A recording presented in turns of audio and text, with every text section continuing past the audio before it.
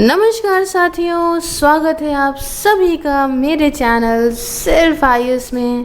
मैं प्रसन्ना वर्मा आज आपके लिए एक ऐसी न्यूज़ लेकर आई हूँ जो बहुत ज़्यादा चर्चा में बनी हुई है। क्या है भाई ये न्यूज़? देखिए, हो क्या रहा है कि जापान के अंदर ऐसा एक बैक्टीरिया आया है जिसके इन्फेक्शन की वजह से इंसान सिर्फ और सिर्फ 48 आवर्स में मारा जा रहा है। क्या है ये बैक्टीरिया, कैसे इन्फेक्शन करता है, कैसे मौत हो जाती है और क्या % टू % ट्रांसफ़र होता है कि नहीं होता है, जानेंगे इस वीडियो में पूरी जानकारी को।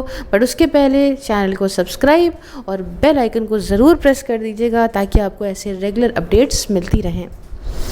देखिए, इस सिंड्रोम का नाम है, शॉर्ट फॉर्म देखिए STSS। नाम क्या है? Streptococcal toxic shock syndrome. Shock syndrome क्यों? इसमें बॉडी को लगता है शॉक। इसका फर्टिलिटी रेट अगर देखो तो आप 30% पाओगे। आइए समझते हैं चीज़ों को। एक व्यक्ति को 48 आवर्स के अंदर इसका जब इन्फेक्शन हुआ उसके 48 घंटों के भीतर ही व्यक्ति की मौत हो जाती है।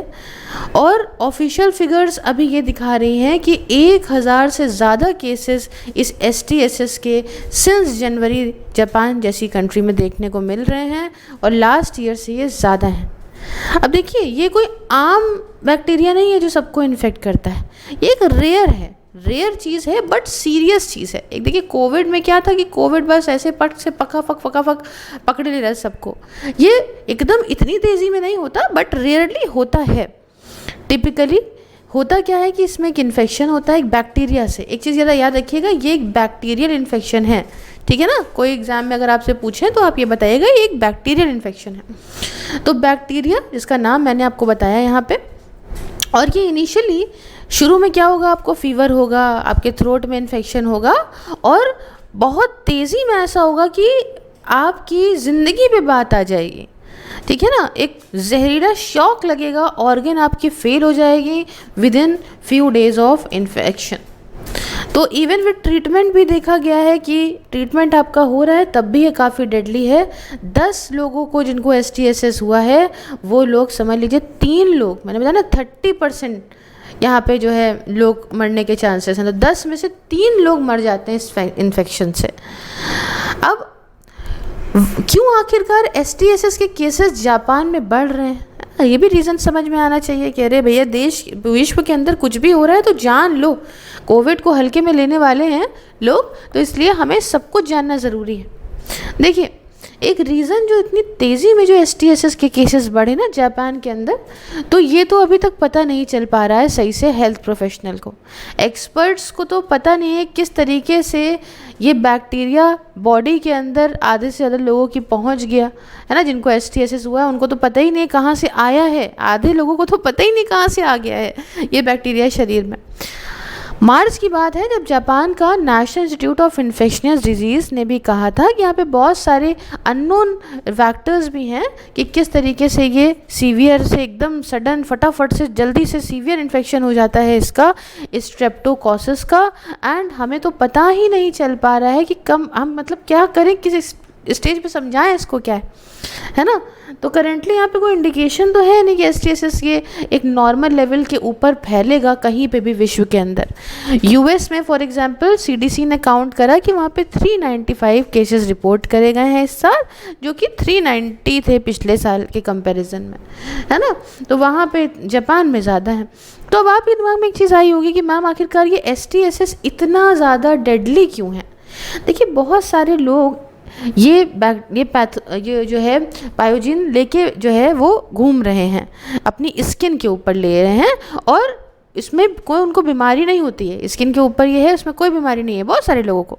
बट बैक्टीरिया जो है वो कॉज कर सकता है serious STSS if they get into the blood stream. अगर ये ब्लड स्ट्रीम में या हमारी स्किन के नीचे टिश्यू के अंदर जो है वो समा जाए तो ये STSS डेवलप करता है जब बैक्टीरिया फैलता है डीप टिश्यूज़ में और ब्लड स्ट्रीम में, और फिर वहाँ पे पहुंचने के बाद ऐसा नहीं इसका नाम फ्लैश ईटिंग है तो फ्लैश को खाए नहीं ले रहा है, मैं बताऊंगी कि क्या फ्लैश ईटिंग क्यों है, लेकिन ये पहुंचता है डीप टिश्यू में, ब्लड स्ट्रीम में, और प्रोड्यूस करना शुरू कर देता है एक्सोटॉक्सिन्स को। एक्सोटॉक्सिन्स क्या होते हैं? एक्सोटॉक्सिन एक टॉक्सिक कंपाउंड है, ऐसे जहरीले कंपाउंड हैं जिसकी वजह से सेल्स, हमारे टिश्यूज़ हमारी बॉडी के वो डिस्ट्रॉय होने लगते हैं, इसलिए इसका नाम रख दिया है फ्लैश ईटिंग बैक्टीरिया। समझ आई बात? तो अगर बैक्टीरिया का इन्फेक्शन आउट ऑफ कंट्रोल हो गया तो इससे ऑर्गन फेल भी हो जाएगी और व्यक्ति मर जाएगा। डेडली क्यों है? क्योंकि ऑर्गन फेल फटाफट से होती है इन्फेक्शन के बाद। सिम्टम देखने को मिलते हैं, जैसे फीवर दिखा, दर्द हुआ, नौसिया हुआ, तो सिर्फ 24 से 48 घंटों के अंदर आपका ब्लड प्रेशर एकदम कम हो जाएगा, है ना। दो कंडीशन होती है ना, एक तो हाइपर टेंशन होती है जिसमें ब्लड प्रेशर बढ़ता है, एक हाइपोटेंशन होती है जिसमें ब्लड प्रेशर कम होता है। तो इसमें ब्लड प्रेशर कम होने लगेगा। एक बार ये हुआ तो ये बहुत सीरियस होने लगा, आपका हार्ट रेट, ब्लड प्रेशर बदलने लगेगा, किडनी, लिवर जैसी ऑर्गन फेल होना शुरू कर देंगी। और STSS नॉर्मली हॉस्पिटलों में ट्रीट होता है, एंटीबायोटिक्स देते हैं जैसे कि एम्पीसिलिन जैसी। हालांकि कुछ स्ट्रेन्स इस स्ट्रेप्टोकोकस प्योजीन के ये देखने को मिलते हैं एंटी माइक्रोबियल रेसिस्टेंस AMR में to range of antibiotic agents. तो इस बैक्टीरिया को प्रिवेंट करने के लिए अभी देखिए यही कहा जा रहा है कि बॉडी में ना फैले, इन्फेक्टेड टिश्यूज़ में फर्दर जो है बॉडी में ना फैले, है ना। तो ये जो है सर्जिकली इसे इन्फेक्टेड टिश्यू को रिमूव करा जा रहा है इस ताकि और बॉडी में ना फैले, इसके लिए यही एक प्रोसीजर है। अच्छा, तो अब आपके दिमाग में आया हुआ क्या STSS इन्फेक्शनियस है ना। यही बात है कि हम बैठे हैं, मान लो हमसे क्या दूसरे भाई सामने वाले व्यक्ति से क्या मुझको तो नहीं हो जाएगा। तो देखिए CDC वार्न तो करता है कि ये लेस सीवियर बैक्टीरियल इन्फेक्शन है ना, like group A strep infection can also turn into STSS। और ग्रुप A का स्ट्रेप बैक्टीरिया ये ज़्यादा कॉन्टेजियस है, मतलब जल्दी ज़्यादा फैलते हैं। बात करने में फैले, खांस दिया, छींक दिया, हमने कोविड के केसेस में देखा था ना, डायरेक्ट कांटेक्ट कर दिया इन्फेक्टेड स्किन सोर के साथ में, है ना, आपकी स्किन टू स्किन जो है छू गई तो भी।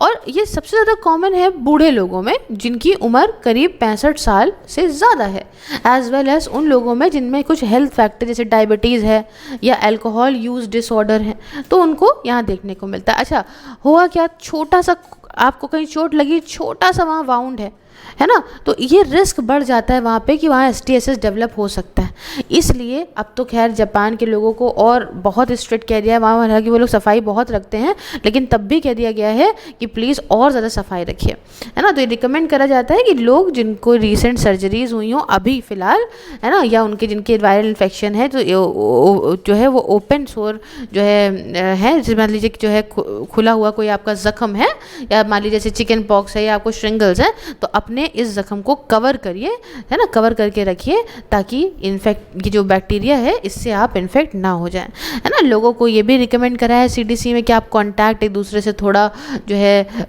अवॉइड करिए जिनमें ग्रुप A स्ट्रेप इन्फेक्शंस है, और ट्रीटमेंट लीजिए जल्द से जल्द। आपको जैसे ही आपको फीलिंग आती है आप तुरंत ट्रीटमेंट ले लीजिए, ठीक है। तो बाकी सारी जो है जानकारी मैंने आपको बता दी इससे रिलेटेड। आपको कैसा लगा मुझे कमेंट बॉक्स में बताइए। सोशल मीडिया के हर एक प्लेटफॉर्म का लिंक आपको डिस्क्रिप्शन बॉक्स में मेरे मिल जाएगा, आप मुझे हर जगह फॉलो कर लीजिए फॉर रेगुलर अपडेट्स। जल्दी मिलती हूँ नेक्स्ट वीडियो में। जय हिंद, जय भारत।